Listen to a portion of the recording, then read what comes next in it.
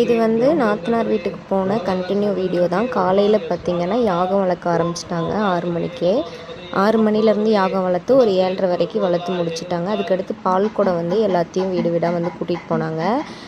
எங்கள் நாத்தனார் பொண்ணு வந்து பால் குடம் வந்து எடுத்திருந்தாங்க. அதுக்கப்புறம் அவங்களுக்கும் மாலையெல்லாம் போட்டு பால் குடத்தை வந்து வெளியில் எடுத்துகிட்டு போய் அப்படியே தெருவு வந்து சுற்றி வர்றதுக்காக கூட்டிகிட்டு போயிட்டாங்க. ஒரு 7-8 பேர் வந்து எடுத்திருந்தாங்க.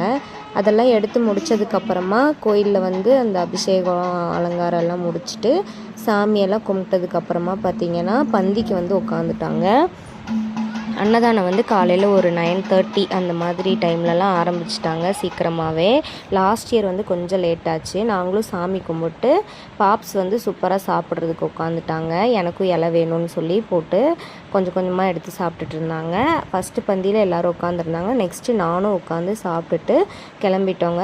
மெனு வந்து பார்த்திங்கன்னா சாப்பாடு, சாம்பார், ஒரே ஒரு அவியல், அதுக்கப்புறம் அப்பளம், ஊறுகாய், ரசம், மோர். இது தான் சிம்பிளாக தான் வச்சுருந்தாங்க. ஆனால் டேஸ்ட்டாக இருந்துச்சு. வீடியோ பிடிச்சிருந்தா லைக் பண்ணுங்கள். பாய்.